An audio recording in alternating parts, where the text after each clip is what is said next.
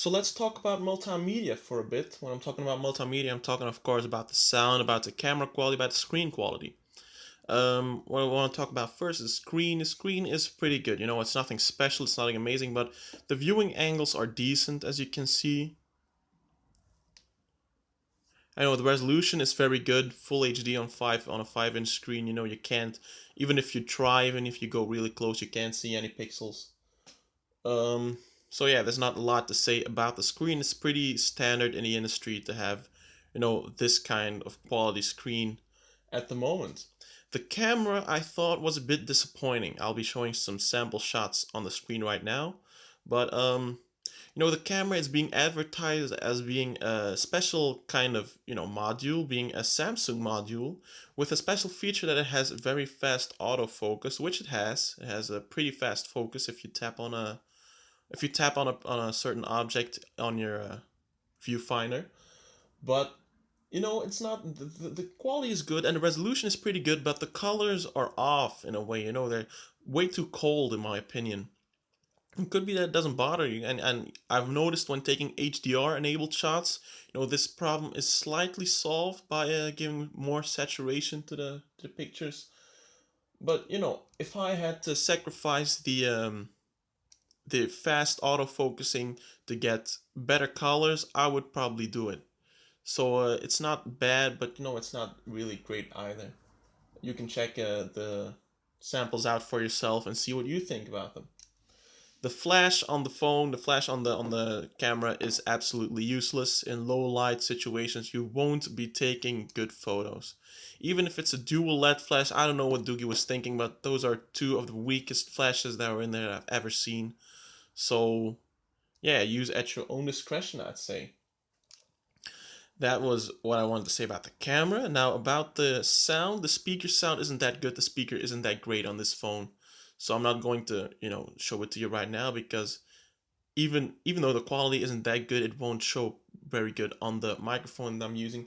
But the speaker isn't that good. But the speakers no, the headphone quality is really good. It's really good for a phone of this price. I would expect this kind of quality from phones that cost about double what this phone cost. And I think that's the partnership between MediaTek and Wolfson Audio paying off pretty well. There was some news earlier this year that they were having a partnership on the new chipsets. And it shows the sound through headphones is really good. It's really good. It has a good bass, not too loud, but not too soft either. Um, no, it's really qualitative. So if you're like me and you don't really care about the speaker because you don't use it, then this is pretty good for a media player. This coupled with the fact that it takes memory cards up to 128 gigabytes makes this a very reasonable price for a phone with media player capabilities. What else do want to talk about? I want to talk about some of the basic connectivity stuff that's on this phone. So Wi-Fi works well, works fast, works in a wide range. I'm in my room and the Wi-Fi router is about 10 meters, I think 15 meters from here, and there's still half of the Wi-Fi bars are still filled, so that's good. Bluetooth works quick, works well with Bluetooth speakers. I've tested up to Bluetooth 3.0. The GPS works really well, which is surprising for a MediaTek device. So I've successfully navigated my way through various cities. With this phone, I've been using it for a little more than 2 weeks now, and the GPS hasn't failed me yet. So I think that's really good. Previous iterations of the MediaTek chips had very, very notorious GPSs. They were very bad, but this one worked pretty well. Worked pretty flawlessly. Um, and the call quality, calling and receiving phone calls, the microphone quality is really good. I've been told that, this phone even sounds better than my normal phone usually does, the Oppo Find 7A. So, if I don't think that matters much as long as people can understand you, the call quality is good enough for me, but I'll mention it either way. So I think that's pretty much everything that I can tell you about this phone that's relevant to a review. And since that's all the rage these days, I'm going to give it some numbers. So for the design, I'm giving this phone a 8.5 out of 10 because as I've already expressed it, I like the design. The software gets a 7 out of 10 for me because it's pretty close to stock, so there's not a lot that I can say about that, but the launcher is really ugly, as I've already told you. So it gets some points off for that. The performance is a 6 out of 10, maybe mainly because I am disappointed by the performance of the MediaTek chip.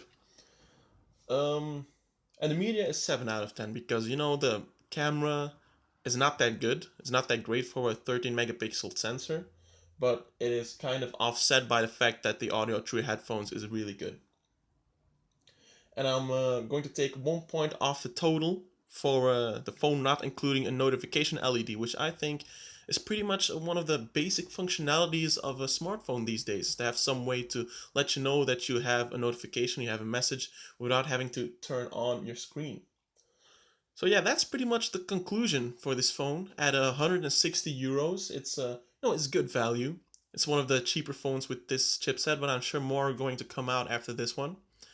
It's a good alternative for phones like the Yayu S3 because the design on those phones aren't that great. So especially for people who are more fashion minded, this is a great phone because of the design, because of the glass on the front and the back, and the aluminum laser cutted edges, the frame. So yeah, this is a decent phone, but it's nothing too special in my opinion. You've got my scores, you've got my review. So the Doogee F3 Pro, buy it or not, and see you next time.